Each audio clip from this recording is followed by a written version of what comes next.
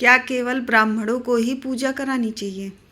देखिए, ब्राह्मण को पूजा कराने की बात अगर है तो उसके मानक है, ब्राह्मण के भी मानक है। जैसे हम आपसे कहें कि इस वस्त्र पहनकर हम ऑफिस चले जाएं, तो क्या वो सही होगा? उसी तरीके से ये धारण किया है हमने, और इसको वहाँ पर पहुँचकर हम ऑफिस में नहीं जा सकते, क्योंकि वो उसके अनुरूप नहीं है। इसी तरीके से जो ब्राह्मण होता है कथावाचक करने वाला, उसके कुछ अधिकार हैं। हर ब्राह्मण कथावाचक नहीं हो सकता। कौन से हो सकते हैं? जो ब्राह्मण, पहले कौन से ब्राह्मण हैं? ऋजु तपस्वी संतोषी क्षमाशीला जितेंद्रिया दाता सूर दयालुष्य ब्राह्मणा नैवैभ्य गुणा। ये ब्राह्मण के 9 गुण होते हैं। जो धारण करता है वही कथावाचक हो सकता है। अभी इसमें क्या है कि जैसे इतने सारे धारण कर सकते हैं, तो उसी तरीके से हम जब ये धारण करते हैं तो हमारी जो वाणी होगी वो अच्छे शब्द निकालेगी, क्योंकि हमारे अंदर वो गंभीरता आती है, वो सरलता आती है, वो संतोष होता है, वो दया होती है, वो सूर होता है। ये सारे गुण जो हैं 9 गुण होते हैं। और राम भगवान ने भी कहा है कि परम 9 गुण परम पुनीत तुम्हारी, 1 गुण धनुष हमारे। यानी उन्होंने कहा 1 गुण धनुष हमारे, 9 गुण परम पुनीत तुम्हारे। परशुराम संवाद में कहा है कि हे भगवान, हमारे तो केवल 1 गुण है, लेकिन आप 9 गुणों से संपन्न है। तो जब ये धारण करेंगे तभी हम कथा कहने योग्य होते हैं। दूसरी चीज, हमारे जब ये धारण कर लेते हैं तो वैसे ही शब्द निकलते हैं। अब आप दूसरी तरफ जाइए, बिना ये गुण धारण किए हेमराज यादव किस तरीके से बोल रहे हैं। आप ये सोचिए कि हनुमान को बोल रहे हैं कुत्ता जी से मारे घूमते हो। मतलब क्या है, हम जो बोल रहे हैं उसका किस लोगों पे क्या असर पड़ेगा। हम जो लोग बोल रहे हैं उसका इसीलिए बोल रहे हैं कथावाचक में लोगों पे असर डाले, और हम क्या असर डालने जा रहे हैं ये।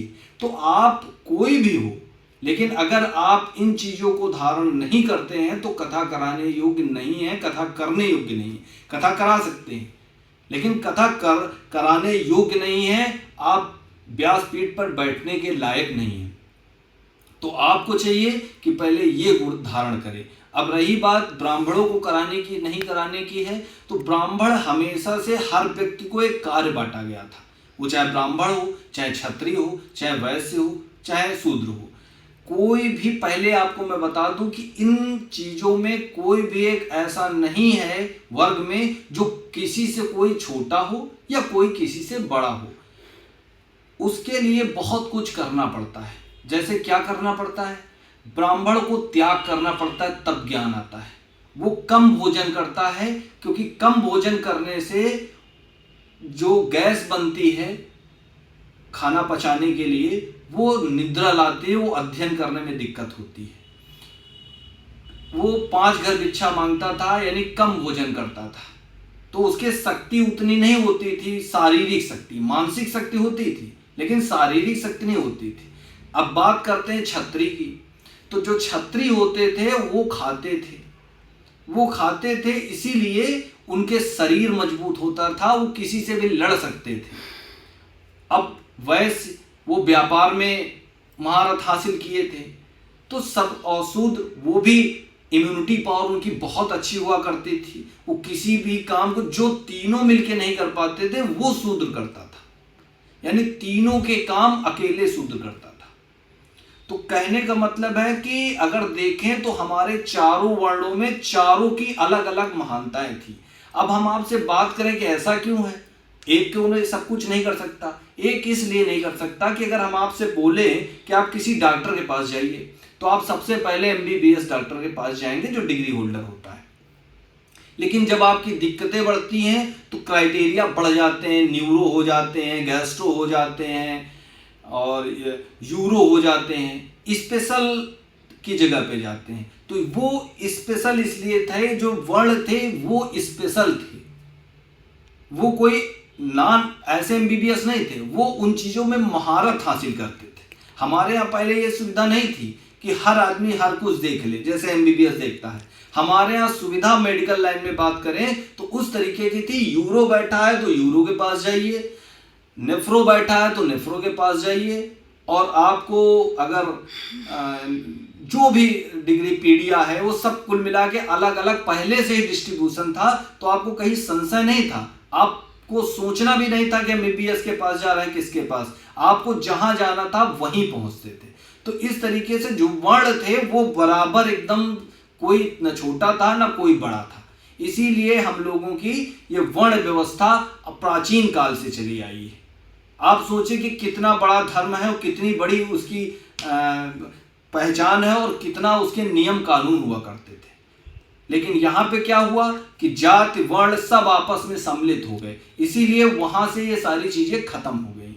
अगर आपको अभी भी देखना है तो वर्ण व्यवस्था जो है वो सबसे सुंदर व्यवस्था है, लेकिन हम लोग इन नेताओं के चक्कर में, इन लोगों के चक्कर में आके सब कुछ धूमिल कर चुके हैं। अब इसको हमको फिर से समझने की सबसे पहले जरूरत है, उसके बाद करने की जरूरत है।